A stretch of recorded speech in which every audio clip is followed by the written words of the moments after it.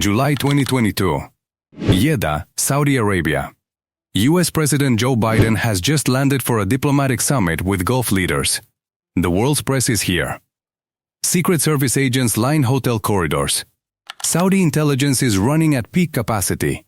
And in the middle of all this noise, in a hotel room 80 kilometers north of the most restricted city on earth, an Israeli journalist named Gil Tamori is looking at a map on his phone, tracing the highway from Jeddah to Mecca, calculating how long it would take to drive there, film what no Israeli journalist has ever filmed, and get out before anyone realizes what just happened. Tamori is the chief international editor of Israel's Channel 13 News.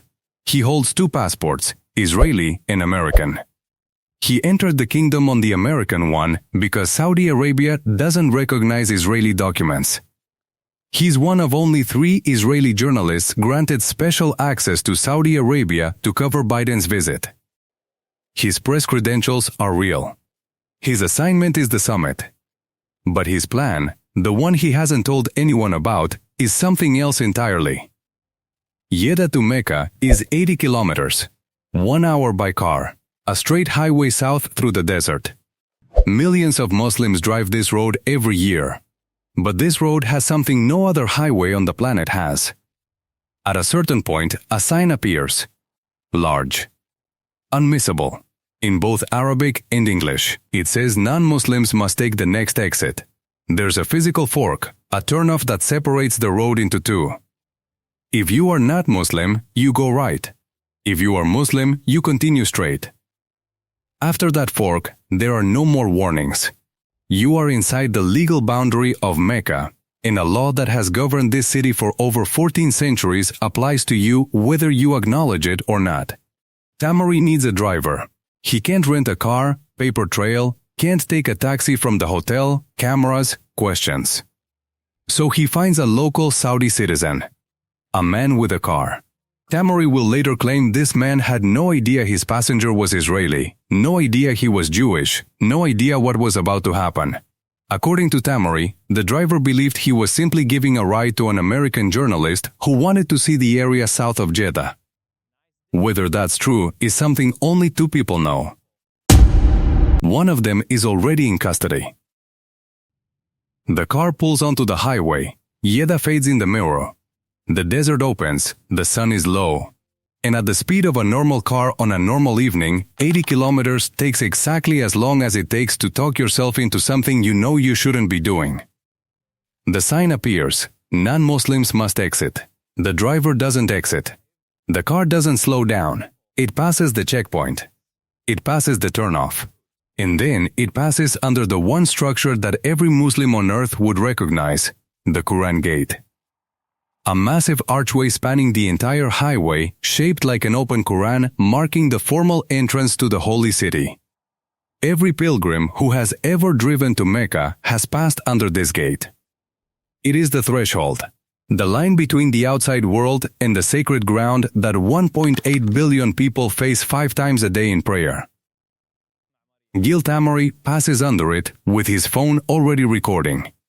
In the footage, you can hear his voice, barely above a whisper, 4 words in Hebrew. The dream came true. He is inside Mecca. An Israeli journalist. A non-Muslim. With a hidden camera and a driver who doesn't know what he's part of. The clock starts now. The car moves through the city streets. Tamori is filming through the window, minarets, road signs, the glow of the Grand Mosque in the distance. He doesn't go to the mosque. He doesn't approach the Kaaba.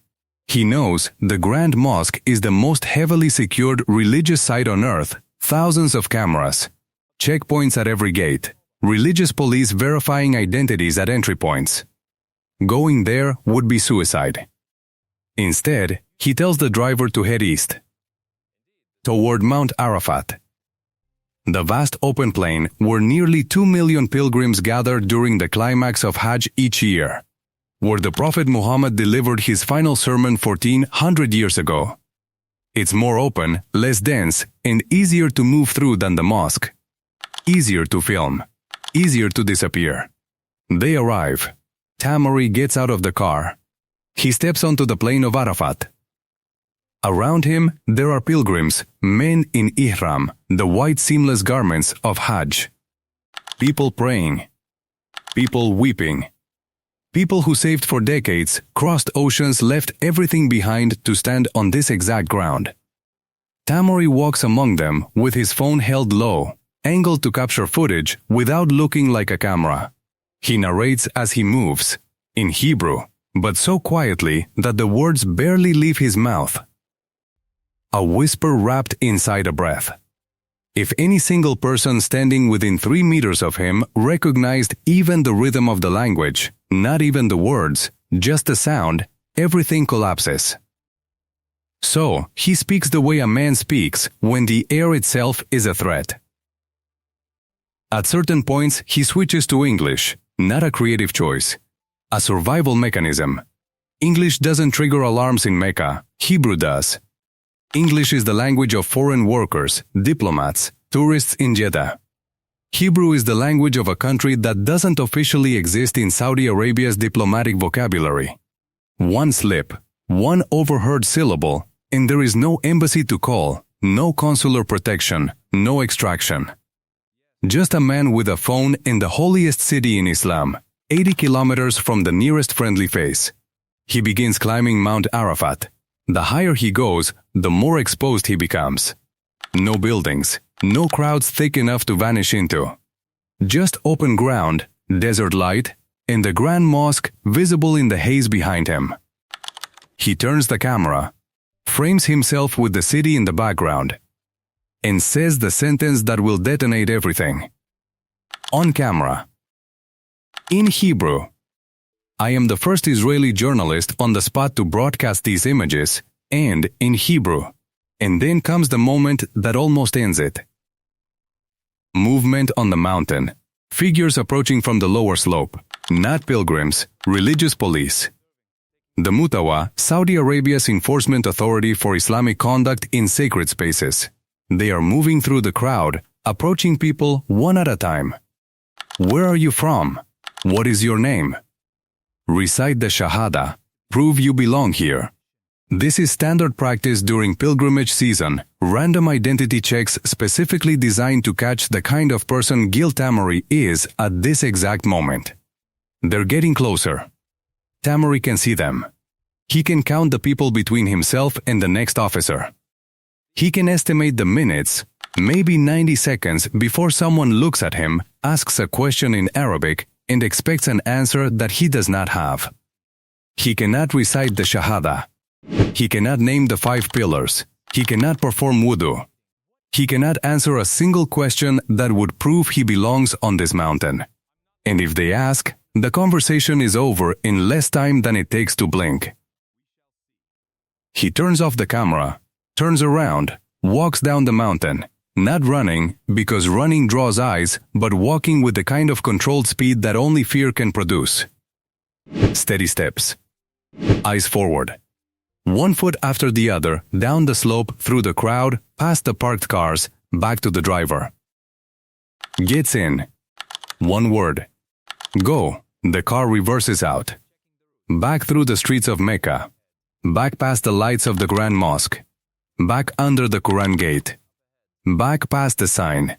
Back onto the highway. 80 kilometers north. 1 hour. Jeddah. Hotel room. Airport.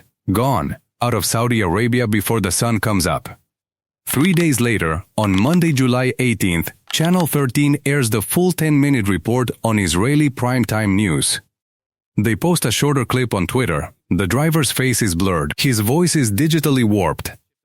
Within hours, the clip crosses from Israeli social media into the Arabic-speaking internet. By Tuesday, it is the #1 trending topic in Saudi Arabia. By Wednesday, it is an international incident. Israel's own regional cooperation minister Esawi Fresh, a Muslim, calls it stupid, irresponsible, and damaging on national radio. Israeli journalist Yoav Limor calls it a shame for journalism. Pro-Israel Saudi blogger Mohammed Saud, who had supported normalization for years, posts a video saying "Shame on you, Channel 13," and writes that this report made him break a little. Israeli government officials are privately described as furious. Years of quiet back-channel diplomacy with Riyadh, intelligence sharing, economic feelers, the Abraham Accords as stepping stones, all of it suddenly at risk over 10 minutes of whispered Hebrew. On Friday, July 22nd, Mecca Regional Police announced an arrest. The Saudi citizen who drove Tamari has been identified, detained, and referred to prosecutors. The charge: facilitating the entry of a non-Muslim journalist into Mecca. The Saudi press agency also announces that the journalist, described only as an American citizen, has been referred to prosecutors despite having already left the country. Tamari, from Tel Aviv, releases a statement saying the driver didn't know. But the handcuffs are already on. A man who may have simply offered a stranger a ride is now inside the Saudi legal system, and no apology from a television studio 6 countries away is going to open that cell door. Now here is the part most people don't know. The part that makes what Tamari did not just reckless, but almost incomprehensibly stupid. The system that protects Mecca today is not the same system that existed even 10 years ago.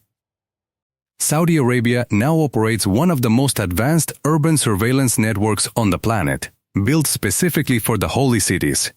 Over 15,000 smart cameras cover the Grand Mosque and pilgrimage routes, powered by artificial intelligence that can track crowd density, detect unusual movement patterns, and flag anomalies in real time.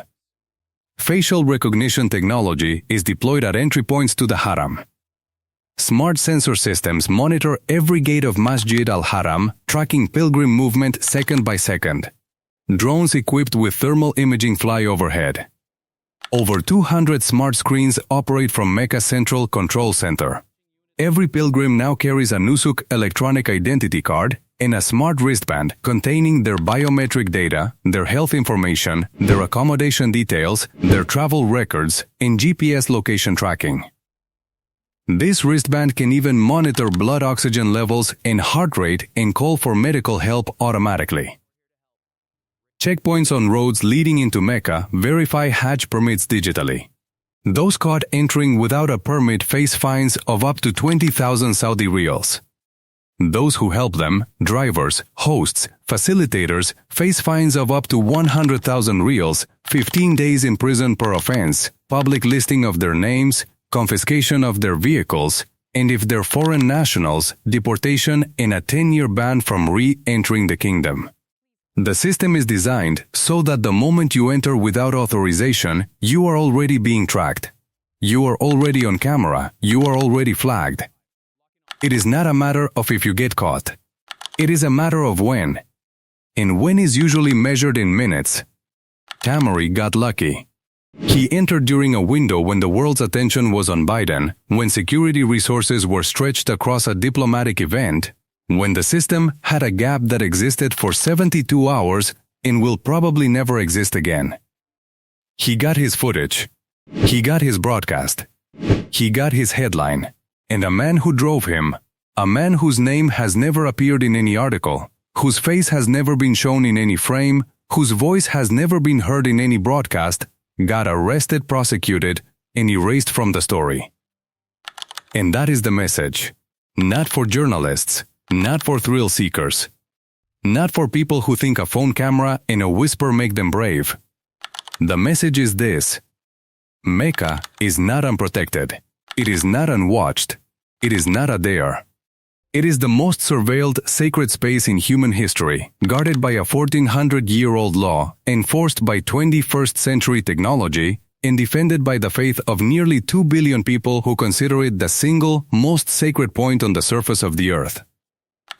The Quran Gate is not a decoration. It is a question: do you belong here? And the technology behind it now answers that question faster than you can lie. Tamari crossed that gate and came back. He is the exception, not the rule. And the exception only existed because of a 72-hour window that closed the moment his video went live. If you are watching this and thinking about what he did, don't think about the footage he got. Think about the man who drove him. The one who is still paying for someone else's 10 minutes of fame. Some doors are not locked with metal, they are locked with meaning. And the people who pick that lock never seem to understand, the cost is never theirs. It's always someone else's.